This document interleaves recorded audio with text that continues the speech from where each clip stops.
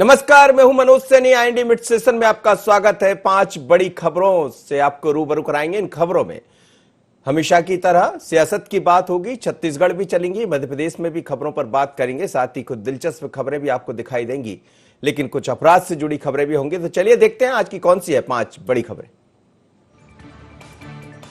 जीत पर सियासत,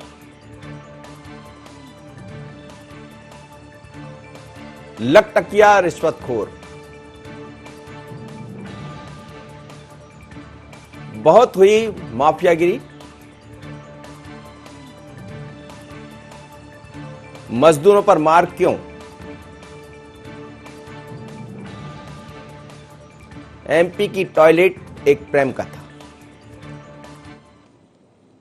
तो मध्य प्रदेश की खबर की शुरुआत करते हैं। राज्यसभा चुनाव के नतीजे आ चुके हैं, जिसमें बीजेपी को 2 और कांग्रेस के एक प्रत्याशी ने राज्यसभा में अपनी जगह बनाई है और अब जीत पर सियासत शुरू हो गई। बता दें कि सबसे पहले सबसे ज्यादा जो वोट है वो 57 दिग्विजय सिंह जी को मिले हैं। उसके बाद ज्योतिरादित्य सिंधिया को 56, जिसको लेकर अब इस पर भी बयानबाजी शुरू हो गई है। पूर्व मंत्री पीसी शर्मा ने बीजेपी पर तंज कसते हुए कहा है कि राजा महाराजा पर भारी पड़ गए। राज्यसभा चुनाव के लिए कांग्रेस का मैनेजमेंट मजबूत रहा, बीजेपी बड़ी बड़ी बातें करती रही लेकिन करती कुछ नहीं है, जिस पर पूर्व मंत्री विश्वास सारंग ने पलटवार किया है। कहा है कि राजा महाराजा पर नहीं, राजा दलित पर भारी पड़ गया। बरिया जी के वोट भी अलग से राजा को डलवा दिए। इसके साथ ही उन्होंने कांग्रेस पर दलित विरोधी होने का आरोप लगाया। हम आपको बता दें कि मध्य प्रदेश की राज्यसभा चुनाव के परिणाम आने के बाद से दोनों ही लोग, राजा यानी दिग्विजय सिंह और महाराजा यानी ज्योतिरादित्य सिंधिया, दोनों राज्यसभा में पहुंचेंगे, मध्य प्रदेश का प्रतिनिधित्व करेंगे। लेकिन राजा महाराजा के पहुंचने से राजनीति का जो एक कहा जाए सियासत बदली है और सियासत को लेकर तमाम तरह के सवाल भी खड़े हुए हैं। क्या कहा विश्वास सारंग और पीसी शर्मा ने, जरा सुनते हैं। भारी पड़े राजा, और दूसरी तरफ उनको 57 हाईएस्ट वोट मिले और बीजेपी का जो फिगर था 113, उसमें उनको 111 मिले। ये मान के चलिए कि इस राज्यसभा के चुनाव में कांग्रेस का मैनेजमेंट मजबूत रहा और ये पूरी सरकार और 2 इनके केंद्रीय मंत्री आए, ये पूरी तरह फेल हो गए। 2 वोट इनके जो इनका आंकड़ा था उससे ज्यादा कांग्रेस को लगे। ब्लैकमेल कर रहे हैं उनको, इसलिए स्थिति है। लेकिन जब भी कोई स्थिति बनेगी तो फिर कांग्रेस आ पाएंगे। ये स्पष्ट हो गया पीसी शर्मा के बयान से कि दिग्विजय सिंह जी राजा हैं।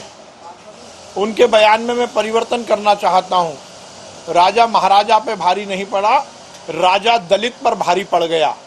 और जिस प्रकार से फूल सिंह बरैया जी को वरीयता क्रम में 2 नंबर पर रखा, सबसे पहले वो उनका अपमान हुआ और दिग्विजय सिंह जी को जो सामंतवादी हैं, जो राजा हैं, उनको आगे रखा गया। खिसियानी बिल्ली खंबा नोचे, सरकार बची नहीं। विश्वास सारंग बोल रहे हैं खिसियानी बिल्ली खंबा लौचे, लेकिन खंबा कौन कौन लौचेगा, भारतीय जनता पार्टी या कांग्रेस? क्योंकि कांग्रेस में जो दिखाई दे रहा है उसमें 57 वोटें मिले हैं दिग्विजय सिंह जी को, जबकि दलित नेता यानी फूल सिंह बरैया को 36 वोट मिले। 36 मिलना चाहिए था 38, तो 2 वोट उनके कहां गए? इसी तरह की बात ज्योतिरादित्य सिंधिया को लेकर भी कही जा रही है और यही बात सुमेर सिंह को लेकर भी। सवाल यह है कि भारतीय जनता पार्टी के 2 वोट भी खिसक गए, तो फिर किसकी जमीन खिसकी? चलिए चर्चा करते हैं, राजा बड़े या महाराजा। वैसे तो महाराजा वर्सेस राजा, मध्य प्रदेश में क्या राजनीति भी यही दिखाई देगी? आकाश मेरे साथ जुड़ रहे हैं। आकाश, क्या कहेंगे, मध्य प्रदेश में एक बार फिर सियासत की जो धुरी है महाराजा और राजा पर जाकर टिक गई है? जी निश्चित रूप से मनोज जी, जिस तरीके से राजा महाराजा को लेकर मध्य प्रदेश में सियासी वॉर जो है देखने को मिल रहा है। राज्यसभा का रण भले ही संपन्न हो चुका हो, लेकिन अभी भी राजा वर्सेस महाराजा की जो बात है वो यहाँ पर सियासत में देखने को मिल रही है। जिस तरीके से राज्यसभा के चुनाव में सबसे ज्यादा मत दिग्विजय सिंह जो कांग्रेस के प्रत्याशी थे, 57 वोट उन्हें मिले और उसको लेकर अब यहाँ पर सीधे तौर पर सियासी संग्राम देखने को मिल रहा है। कांग्रेस अपनी इसको जो है बड़ी जीत बता रही है। कांग्रेस का ये कहना है कि भले ही 2 सीटों पर विजयश्री बीजेपी ने हासिल की हो, लेकिन हमारे राजा की जीत जरूर हुई है। वहीं महाराजा जो थे, जिन्होंने कांग्रेस को धोखा दिया था, उनकी यहाँ पर हार हुई है। तो कुल मिलाकर इसको लेकर अब मध्य प्रदेश में सियासत देखी जा रही है और दोनों ही दल एक दूसरे पर इसको लेकर आरोप प्रत्यारोप लगा रहे हैं। लेकिन माना यह जा रहा है कि कांग्रेस की तरफ से इसको उपचुनाव में भी मुद्दा बनाने की तैयारी है और उपचुनाव जो है वो महाराजा वर्सेस राजा पर केंद्रित करने की तैयारी कांग्रेस की तरफ से की जा रही है। लेकिन मुद्दा तो यह भी हो सकता है कि दलित नेता जो थे फूल सिंह बरैया, उनको 36 वोटें मिले, कहा जा रहा था 38 मिलेंगे। और ऐसा भी कहा जा रहा है कि यदि कांग्रेस इसको मुद्दा बनाएगी तो भारतीय जनता पार्टी भी ये बनाने वाली। आपको याद होगा कि अर्जुन सिंह जब मुख्यमंत्री बने तब भी हमने देखा कि एक बड़े नेता थे दलित, वो बनना चाहिए था जैसा उस समय के दौर में चर्चा थी, लेकिन वो नहीं बने। उसके बाद फिर दिग्विजय सिंह बन गए और जमुना देवी नहीं बनी। तमाम तरह की चर्चा चलती रही और ये सब जोड़ जाड़ कर भारतीय जनता पार्टी भी बताना चाहती है। एक बार फिर वही हुआ, फूल सिंह बरैया को जाना चाहिए था राज्यसभा, पहुंच गए दिग्विजय सिंह। लेकिन ये जो राजा महाराजा का झगड़ा विवाद सियासत में, यूं तो कोई विवाद नहीं है, लेकिन सियासत की जो लड़ाई है आकाश, क्या ये माना जाए कि इस लड़ाई में आने वाले उपचुनाव में ये देखने को मिलेगा कि राजा के फोटोग्राफ्स भी बड़े बड़े लगे होंगे और महाराजा के भी लगे होंगे, और क्या एक दूसरे के फोटो के साथ ये बताया जाएगा दोनों दलों की दल से कि कौन भारी पड़ा?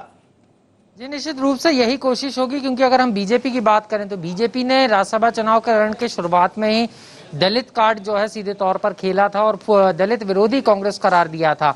अगर हम बात करें फूल सिंह बरैया को राज्यसभा में ना भेजा जाने को लेकर लगातार बीजेपी हमलावर रही थी, लेकिन कांग्रेस के पास इसकी कार्ड नहीं थी। लेकिन जिस तरीके से राज्यसभा के रण के जो परिणाम निकल कर आए, उसके बाद सीधे तौर पर कांग्रेस को बैठे बैठा एक कार्ड मिल गया सीधे तौर पर। और यही कारण है मनोज जी के जो मुकाबला है उपचुनाव का, वो काफी दिलचस्प होने वाला है, क्योंकि अगर महाराजा वर्सेस राजा होता है तो निश्चित रूप से जो रण होगा वो काफी दिलचस्प होगा। और अधिकांश जो सीटें हैं अगर हम देखें तो ग्वालियर चंबल संभाग, जहां से ज्योतिरादित्य सिंधिया आते हैं, जो हाल ही में राज्यसभा सांसद भी बने हैं, उनकी क्षेत्र में सबसे ज्यादा सीटें आती हैं और वहां पर जो है मुकाबला होगा तो राजा वर्सेस महाराजा होने की पूरी संभावना है। तो और ऐसे में ये देखना होगा कि जनता किसे चुनती है, महाराजा को या राजा को, ये तो उपचुनाव की जंग ही बताएगा। लेकिन ये साफ है कि अब इसको लेकर राजनीति मध्य प्रदेश में थमने वाली नहीं है। चलिए, बहुत बहुत धन्यवाद आकाश आपको। लेकिन मध्य प्रदेश में सियासत गरमाएगी, सियासत में देखने को मिलेंगे राजा महाराज के बड़े बड़े आपको कटआउट देखने को मिलेंगे। चुनाव में चर्चा का विषय बनेगा, कोई राजा को लेकर दलित विरोधी बताएगा तो कोई ये बताएगा कि महाराजा को पटकनी दे दी, भारतीय जनता पार्टी को पटकनी दे दी राजा ने। हालांकि बहुत ही रणनीतिकार माने जाते हैं दिग्विजय सिंह, और ये तो कहा ही जाएगा जब सत्ताबंद वोट लेकर वो आ गए हैं तो रणनीति तो उनकी सफल रही। लेकिन कहीं भारतीय जनता पार्टी की रणनीति भी सफल होती इसलिए दिख रही है कि सपा बसपा और निर्दलियों को जोड़ने में कामयाब रही। वो बात अलग है कि अपनों को ही नहीं संभाल पाए, इसलिए सवाल खड़े हो रहे हैं। अगली खबर की तरफ बढ़ते हैं। डिप्टी लेबर कमिश्नर के लिए 1 लाख की रिश्वत लेने वाले मीडिएटर को लोकायुक्त पुलिस ने भोपाल की डीवी सिटी के सामने से गिरफ्तार किया है। साथ ही लोकायुक्त ने मामले में डिप्टी लेबर कमिश्नर को भी आरोपी बनाया है। बताया जा रहा है कि मध्य प्रदेश सनिर्माण कमी कल्याण मंडल में पदस्थ लेबर कमिश्नर ने श्रमोदय विद्यालय बेटमा की मैस का बिल पास करने के एवज में 1.5 लाख रुपए की रिश्वत के तौर पर मांगे थे, जिसकी शिकायत मुंबई निवासी गौरव शर्मा ने लोकायुक्त से की। गौरतलब है कि मुंबई निवासी गौरव शर्मा की फर्म के पास श्रमोदय विद्यालय बेटमा की मैस का ठेका है, जिसकी फर्म को मैस के 15 लाख रुपए के बिल का भुगतान होना था। लेकिन भुगतान होने के लिए महाशय ने 1 लाख रुपए की रिश्वत मांग ली। अब आप समझिएगा क्यों सवाल खड़े होते हैं, क्यों ये कहा जाता है कि मैस में जो लोग खाना खाते हैं, जो हॉस्टल में लोग रहते हैं, छात्र छात्राएं या फिर अन्य विभागों की जो मैस रहती है, उसमें क्यों खाना अच्छा नहीं मिलता? खाना मिलेगा कैसे जब आपकी जो असली राशि है वो अफसरों के जेब में जाएगी, और जब अफसरों के जेब में इस तरह से राशि चली जाएगी तो फिर उन लोग को जिनको इसका लाभ मिलना चाहिए, जिस पैसे से उनका भोजन मिलना चाहिए, वो खाना कैसा होगा? शोएब मेरे साथ जुड़ रहे हैं, शोएब से बात करते हैं। शोएब, क्या कहेंगे, ये अफसर बाज क्यों नहीं आते? बार बार हम देखते हैं कि लोकायुक्त से टेप भी हो जाते हैं, और अब पहले जैसा नहीं रहा कि जो अफसर रिश्वत लेते थे कोई बताने वाला नहीं होता था। हर जगह आप ट्रैप हो रहे हैं, मोबाइल में है, पता नहीं कौन से कैमरे में आप शूट हो जाएंगे। और लोकायुक्त भी बहुत सक्रिय है, बीते यदि 8-10 साल से हम देखें, और फिर धरे गए। किस तरह की रिश्वत का मामला था ये? बिल्कुल मनोज जी, देखिए ज़्यादातर विभागों में इस तरह की चीज़ें देखने को मिलती हैं। जब ठेकेदारों को भुगतान करना होता है तो अधिकारियों द्वारा रिश्वत ली जाती है। फिलहाल देखिए इंदौर श्रमोदय विद्यालय की जो मेस है, ये पूरा इसका मामला है। और जिस तरह से मुंबई निवासी गौरव शर्मा इस पूरी फर्म के को यहाँ पर उनके पास ठेका है और 15 लाख के उनको भुगतान करना था। लेकिन जिस तरह से डिप्टी लेबर जो कमिश्नर है एस एस दीक्षित की यहाँ पर बात करें तो उनसे 1.5 लाख रुपए की रिश्वत की मांग यहाँ पर की जा रही थी। जिस तरह से अगर बात करें तो उनके मीडिएटर हैं विपुल शर्मा, उनके द्वारा भोपाल में ही विश्वविद्यालय की मेस चलाई जाती है और संचालन उसका करते हैं, और उनसे कांटेक्ट किया गया था और भोपाल में जो है ये रिश्वत मांगी जा रही थी। और जिस तरह से भोपाल के एमपी नगर थाना के करीब में ही यहाँ पर जब रिश्वत देने के लिए यहाँ पर जो विपुल शर्मा है वो पहुंचे थे, तो उसके बाद जिस तरह से लोकायुक्त की टीम ने पहले ही घेराबंदी की थी, क्योंकि गौरव शर्मा ने शिकायत की थी। और उसके बाद खासतौर से एसपी मनु व्यास की यहाँ पर बात किया तो उन्होंने एक टीम यहाँ पर बनाई गई थी। उसके बाद इनको दबोचा गया, खासतौर से कि इस पूरे मामले में जो एसएस दीक्षित हैं उनको भी आरोपी यहाँ पर लोकायुक्त द्वारा बनाया गया है। लेकिन ये मान लिया जाए शोएब कि जिस तरह से ये रिश्वत मांगी जा रही थी, हालांकि 15 लाख का जिसका भुगतान नहीं हुआ उसने भी क्या खाना खिलाया होगा और रिश्वत देने की आदत तो उसकी भी रही होगी, पर सवाल ये है कि इस तरह से यदि मैस के नाम पर जो रिश्वत ले ली जाती है या जो ठेकेदार है वो पैसा देता है, तो सवाल यह है कि जिन लोग को उसका लाभ मिलना चाहिए, प्रॉपर तरीके से भोजन मिलना चाहिए, यानी सरकार का पैसा किस तरह से जेब में जाता है, इस बात का खुलासा होता है? बिल्कुल, देखिए इंदौर में ये विश्वविद्यालय है और जिस तरह से स्कूल के हॉस्टल में करीब 800 बच्चे यहाँ पर पढ़ते हैं और उनको यहाँ पर खाना खिलाया जाता है। लेकिन देखिए इस तरह की रिश्वत देखने को मिलती है कि कई बार विभागों में जिस तरह से भुगतान ठेकेदारों का होना होता है, लेकिन जो अधिकारी हैं वो रिश्वत की मांग करते हैं। कहीं ना कहीं रिश्वत देने के चक्कर में जो जिस तरह से ठेकेदार को अपनी जिम्मेदारी निभाना चाहिए जिस तरह से, लेकिन वो जिम्मेदारी निभा नहीं पाता और इस तरह की जो है कहीं ना कहीं जो है वो लोग तक नहीं मिल पाता है। तो यही कार्रवाई यहाँ पर खासतौर से देखिए गौरव शर्मा ने की एक अच्छी चीज देखने को मिली कि उन्होंने लोकायुक्त में इसकी शिकायत की, संज्ञान भी अधिकारियों ने लोकायुक्त के लिया और उसके बाद यहाँ पर कार्रवाई करते हुए जो मीडिएटर था उसको गिरफ्तार किया और एसएस दीक्षित को भी अब आरोपी यहाँ पर बना लिया गया है। चलिए धन्यवाद। एसएस दीक्षित के बारे में जितना हम समझ पाते हैं कि पहले भी एक मसला था इनका, काफी चर्चा में आए थे और भ्रष्टाचार को लेकर आरोप इन पर लगते रहे। इस तरह की चर्चा अमूमन श्रम विभाग में बनी रहती है। अगली खबर की तरफ हम बढ़ेंगे और ये खबर कुछ अलग है। दरअसल ये खबर रायपुर से है। मुख्यमंत्री भूपेश बघेल ने धमतरी में रेत माफिया द्वारा मारपीट की घटना को गंभीरता से लिया है। उन्होंने प्रदेश में किसी भी तरह के माफिया को बर्दाश्त नहीं करने की बात कही है और इसके लिए पुलिस और जिला प्रशासन को निर्देश दिए हैं। सीएम ने रेत समेत तमाम तरह के माफियाओं के खिलाफ सख्त कार्रवाई करने का मन बना लिया है। सीएम ने कड़े शब्दों में कहा है कि पूरे प्रदेश में चाहे वह रेत का मामला हो या अन्य किसी भी तरह के माफिया को बर्दाश्त नहीं किया जाएगा। ऐसे प्रकरण संज्ञान में आने पर सख्त से सख्त कार्रवाई की जाएगी, ऐसा उनका कहना है। लेकिन माफियाओं को बढ़ावा देने का आरोप भारतीय जनता पार्टी लगाती रही। हालांकि बीजेपी के राज में क्या हुआ 15 वर्षों में ये भी हम जानते हैं छत्तीसगढ़ में। और अब ये जो जिस तरह की कार्रवाई, दरअसल रेत का उत्खनन हर जगह चर्चा का विषय बन जाता है, चाहे मध्य प्रदेश की बात हो या छत्तीसगढ़ की बात हो।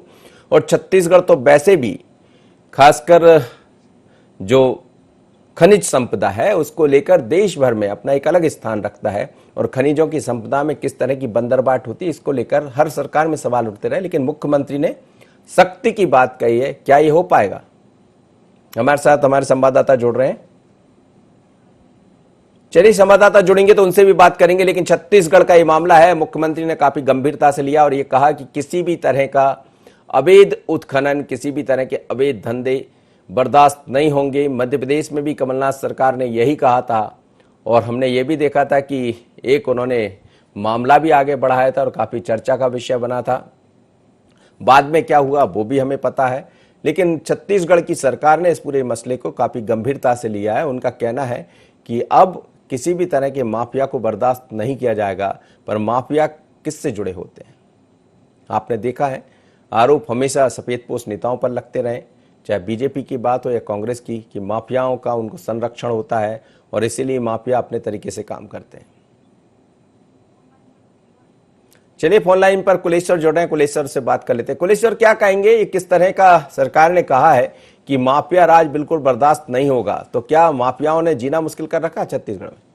देखिए बिल्कुल मनोज जी, मैं आपको बताना चाहूंगा जिस तरह से रेती खदानें जो है प्रदेश में अभी बंद कर दिया गया है, लेकिन उसके बाद भी कई तरह की जो खनन माफिया है वो सक्रिय होकर जो है रेती का अवैध उत्खनन कर रहे हैं। इसकी लगातार जो है ग्रामवासी जो है, ग्रामीण जो है वो लगातार शिकायत कर रहे हैं। लेकिन उसके बाद भी जो है धमतरी के 2 युवक को जो रात भर जो पिटाई किए गए हैं खनन माफियाओं के द्वारा और उसके बाद उनको अधमरा करके छोड़ दिया गया।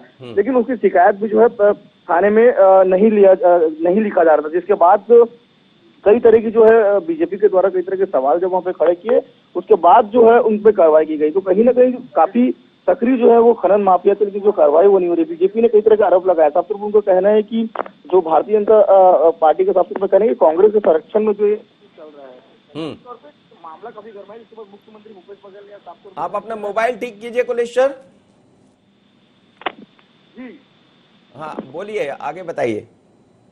तो बिल्कुल मुख्यमंत्री भूपेश बघेल साफ तौर पर कहा है कि कोई भी माफिया राज को बर्दाश्त नहीं किया जाएगा। तत्काल प्रभाव से अगर ऐसी शिकायतें आती है तो उस पर सख्त से कार्रवाई की जाए, और निश्चित तौर पर कड़ाई से निर्देश दिया है मुख्यमंत्री भूपेश बघेल। लेकिन जैसा आप कह रहे हैं कि छत्तीसगढ़ में माफियाओं को संरक्षण मिल रहा है, मुख्यमंत्री खुद सामने आना पड़ा मुख्यमंत्री को ये कहने के लिए। लेकिन छत्तीसगढ़ के बारे में ये भी कहा जाता है खनिज संपदा को लेकर छत्तीसगढ़ की एक अलग पहचान है, सबसे ज्यादा खनिज संपदा छत्तीसगढ़ में होती है। और अभी कुछ दिन पहले नेताओं से बात भी हो रही थी कांग्रेस के, वो कह रहे थे हमने रिकॉर्ड भी बनाया है इस पूरे मामले में। लेकिन सवाल ये है कि ये इस तरह का जो अवैध उत्खनन, माफियाओं का संरक्षण, माफियाओं के द्वारा माफियागिरी करना, क्या सरकार 1.5 साल में अब समझ पाई इस मामले को? देखिए बता दूं कि ये जो अवैध उत्खनन का मामला है, ये सिर्फ कांग्रेस सरकार ही नहीं, जब भारतीय जनता पार्टी की 15 साल में सरकार रही है मनोज जी, तब भी यहाँ पे खुले तौर पे जो अवैध उत्खनन होते थे। यहाँ सिर्फ रेती नहीं, रेती मुरम सभी यहाँ पे अवैध उत्खनन होता था निश्चित तौर पे। लेकिन सरकार कहीं ना कहीं जगी, क्योंकि विपक्ष ने कई सवाल जो है एक के बाद एक दागे। और जो युवक की पिटाई हुई है वो युवक आदिवासी वर्ग से आता है। कहीं ना कहीं जब धमतरी में आदिवासी समाज के लोग भी जो है इसका विरोध काफी कर रहे थे, क्योंकि काफी रात भर जो उनकी पिटाई की गई, पुलिस के द्वारा शिकायत जो है तत्काल प्रभाव से नहीं किया गया था। और साथ ही जब गृह मंत्री से कल हमने इस मामले में जब सवाल किया तो गृह मंत्री को इसकी जानकारी नहीं थी। उनका कहना था कि मैं पूरा डिटेल मंगवा के इसको देखता हूँ क्या कुछ हुआ है वहाँ पे। तो निश्चित तौर पर प्रदेश के जब मंत्री को इसके बारे में जानकारी नहीं थी, तो इससे लगाया जा सकता है जाएगा कि यहाँ पे लोग अभी असुरक्षित है। जिस तरह से खनन माफिया हो या तमाम प्रकार जो अवैध उत्खनन करते हैं, उनको जिस तरह से गुंडागर्दी कर रहे हैं, कहीं ना कहीं यहाँ पे सुरक्षित आम जनता नजर नहीं आती। लेकिन मुख्यमंत्री भूपेश बघेल ने इसको गंभीरता से लिया है और अभी निर्देश दिया है कि कोई भी खनन माफिया पे बर्दाश्त नहीं किया जाएगा। अगर कोई भी शिकायतें आती है उसको वो तत्काल प्रभाव से कार्रवाई की जाए। चलिए, बहुत बहुत धन्यवाद कुलेश्वर। कुलेश्वर कह रहे हैं कि छत्तीसगढ़ में माफियाओं को बर्दाश्त नहीं किया जाएगा। लेकिन बड़ा दिलचस्प है ये भी कि खुद गृह मंत्री को नहीं पता कि इस तरह की कोई घटनाक्रम हुआ है जिसमें पीट कर अधमरा कर दिया उन लोगों को। और कह रहे हैं, गृह मंत्री जी कह रहे हैं मैं पता करता हूं। और जब पता करता हूं शब्द जाते हैं तभी सवाल खड़े होने लगते हैं, क्या माफियाओं को सफेद पोस्ट नेताओं का संरक्षण मिलता है? ये बड़ा सवाल हमेशा से राजनीति में रहा है और इस बार भी इसी तरह का सवाल दिखाई दे रहा है। अगली खबर की तरफ हम बढ़ेंगे। ये खबर भारत और चीन में सीमा विवाद देख रहे हैं आप, लेकिन उसके साथ ही ये भी समझ आ रहा है कि बालाघाट में एक चीनी कंपनी ने स्थानीय मजदूरों को निकाल दिया है। बता दें, जिले में भारत सरकार के उपक्रम मैग्नीज और इंडिया लिमिटेड के लिए चाइनीज कंपनी चाइना कोल CC3 कंपनी काम कर रहे हैं, जिसने कोरोना संक्रमण का बहाना बनाकर 72 स्थानीय मजदूरों को काम से निकाल दिया है। ये मजदूर पिछले 1 साल से कंपनी के लिए काम कर रहे थे। ऐसे में परेशान मजदूरों ने कलेक्टर से गुहार लगाई है। क्यों नहीं लगाएंगे कलेक्टर से गुहार जब नौकरी चली जाएगी तो? चाइना की बात है। चाइना कंपनी को इस समय भारत सरकार ने भी निर्णय लिया है कि चाइना का बहिष्कार करें, चाइना के सामानों का बहिष्कार करें, स्वदेशी को अपनाएं। लेकिन तैयारी कम है और वादे बड़े बड़े, दावे बड़े बड़े हैं। पर यहां भी ऐसे ही कुछ देखने को मिला। इस समय मजदूर बहुत परेशान है और ऐसे में यदि नौकरी किसी की चली जाए तो निश्चित है सवाल खड़े होंगे और घर की रोजी रोटी का क्या होगा, ये चिंता का विषय है। सुनते हैं क्या कहना है लोगों का।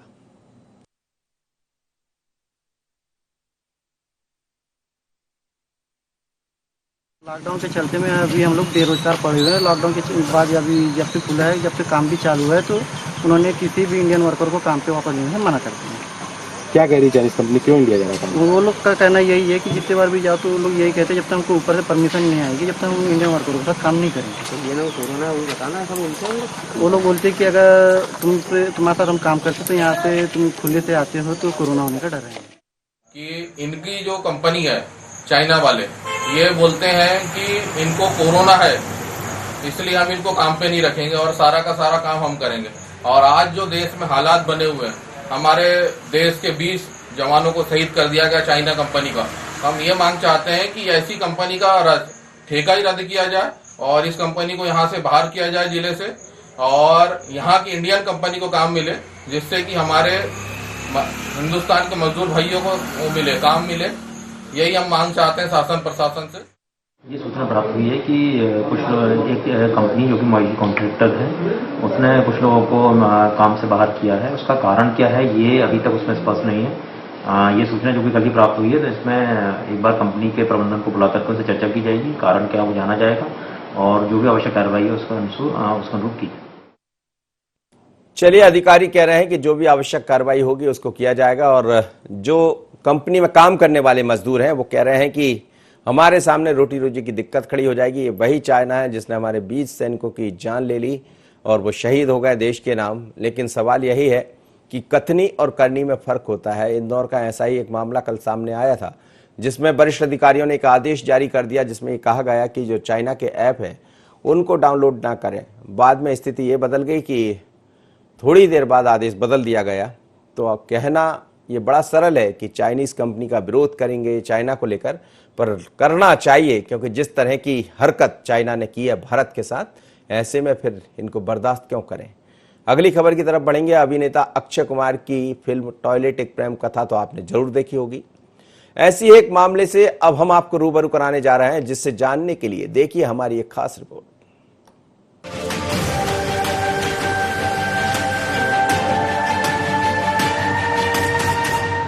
तस्वीरों में नजर आ रही ये महिला वंदना, जिसने पीएम मोदी के स्वच्छ भारत अभियान के सपने को पूरा करने में अपना बड़ा योगदान दिया है। वंदना की शादी 3 साल पहले हुई थी, लेकिन शादी के बाद भी वंदना 3 साल तक अपने मायके में रही, जिसकी वजह आपको हैरान कर देगी। दरअसल उज्जैन के कनवास गांव में 3 साल पहले शादी करके आई वंदना को जैसे ही पता चला कि उसके पति के घर में शौचालय नहीं है, वैसे ही वंदना अपने मायके चली गई, जहां वो 3 साल तक रही। तब कहीं जाकर उसके पति ने कर्ज लेकर शौचालय बनवाया। आर्थिक स्थिति बहुत ज्यादा कमजोर थी, उस कारण से मैं उसकी जो डिमांड थी, मतलब एक तरह से डिमांड होती है, वो मैं पूरी नहीं कर पा रहा था। इस वजह से नाराज होकर चली गई थी। फिर मैंने विचार करा कि चलो मैं भी पढ़ा लिखा हूँ, एमए किया मैंने भी, तो उस सोच को मैंने बदलने की कोशिश करी, पापा से रिक्वेस्ट करी और पापा ने भी इस बात को माना है और शौचालय बनाने के लिए ऐसा बोला गया है, यहाँ गांव में किसी कर्ज लेकर शौचालय को निर्मित किया। फिलहाल शौचालय बनने के बाद वंदना अपने घर लौट आई है। वो अपने परिवार के साथ काफी खुश है और गांव की महिलाओं को भी इसके प्रति जागरूक कर रही है। IND 24 के लिए नागदा से अशोक दायमा की रिपोर्ट। चलिए, नागदा से हमारे संवाददाता अशोक जोड़ रहे हैं, उनसे भी समझते हैं। लेकिन टॉयलेट एक प्रेम कथा भी जब बनी तो उस स्टोरी को करने के लिए, उस फिल्म को बनाने के लिए भी किसी तरह महिला का पहले रोल अदा किया था उस महिला ने, और उसी के नाम पर वो फिल्म बनी थी। उसके बाद फिर कई जगह से ऐसी खबरें आई। लेकिन लोग इतने जागरूक हो रहे हैं छोटे छोटे गांव में, तो अच्छी बात है। और आप भी कहना ही चाहिए महिलाओं को कि घर में टॉयलेट होना चाहिए। दुनिया बदल गई और आप एक टॉयलेट नहीं बना पाए, पर उसके कहने पर ये टॉयलेट बना है। मेरे साथ इस वक्त अशोक जुड़ रहे हैं। अशोक, क्या कहेंगे, क्या अब दोनों खुशी खुशी घर में रह रहे हैं? 3 साल तक एक दूसरे से दूर रहे, लेकिन बड़ी जोरदार शर्त थी और शर्त पूरी करवा कर ही लौटी महिला जो भी है। जी मनोज, मैं बताना चाहूंगा कि हमारे देश में आज भी नारी का सम्मान सर्वप्रथम माना जाता है। उसी के साथ जब एक नारी अपनी इच्छा शक्ति के साथ जब कोई संकल्प ले ले या फिर उसके सम्मान में कुछ कमी को वो पूर्ति करने के लिए अगर कोई कदम उठा ले, तो कहीं ना कहीं हमारे भारत में से कई आपको उदाहरण के तौर पे मिल जाएंगे। उसी तरह से एक नव युवा पीढ़ी की जो नई नव युवा जो आई थी, ये अच्छी शिक्षित होने के साथ अच्छे विचारों की थी। ये बहू एमए पास थी, ना कि किसी शहर से आके इसने यहाँ पर जब देखा तो यहाँ पर विशेष रूप से जो ग्रामीणों की जो आज भी खुले में शौच करने की जो नीति थी, जो रीति थी, उसके अंतर्गत ये इसे भी झेलना पड़ा। और उसके बाद जब इसकी विचारधाराओं से कहीं ना कहीं इनके परिवार के और पति की सोच का ना मिलन हुआ, तो ये पत्नी परेशान होकर इस जिद के साथ मंदसौर इनके पिताजी के यहाँ लौट गई। और उसके बाद विशेष रूप से 3 वर्षों तक इस महिला ने अपने पिता के यहाँ अपने सम्मान के लिए अपने मतलब दृढ़ शक्ति के साथ एक जिद के साथ वहां पर रही। और उसके बाद काफी समय तक रहने के बाद पति को विवश होकर, परिवार के सदस्यों को विवश होकर शौचालय टॉयलेट बनाना पड़ा है और महिला लौट आई है। अशोक, बहुत बहुत धन्यवाद आपको। लेकिन ऐसी महिलाएं सभी इस तरह का विरोध करना चाहिए। लेकिन सवाल सबसे बड़ा ये खड़ा होता है कि सोच मुक्त कर दिए गए कई जिले, संभावना ये है, जो जितना मुझे जानकारी है, कि उसमें उज्जैन भी शामिल था। फिर अशोक क्यों ऐसा कह रहे हैं कि गांव में आज भी लोग बाहर जा रहे हैं? तो क्या सरकार के प्रशासन के दावे झूठे हैं? सच में जाना पड़ेगा प्रशासन के लोगों को और गांव में जाकर देखना पड़ेगा। कहीं और ऐसी महिलाएं तो नहीं है जो आवाज नहीं उठा पा रही, लेकिन सोच के लिए बाहर जाना पड़ रहा है। तो कई बार कथनी करनी दावे सभी में अंतर नजर आता है। तो मिड सेशन में इसी तरह की 5 बड़ी खबरों के साथ हम आपसे मिलते हैं, खबरों से रूबरू कराते हैं। प्रयास यही होता है कि किसी मुद्दे को हम उठाएं, सरकार और वहां के अफसरों तक पहुंचाएं। प्रयास ये भी होता है कि सियासत को लेकर जो चर्चाएं होती है उस पर एक विस्तृत रूप से बात हम दर्शकों तक पहुंचा पाएं। मिड सेशन में आज इतना ही। मुझे दीजिए इजाजत। बने रहिए IND 24 पर।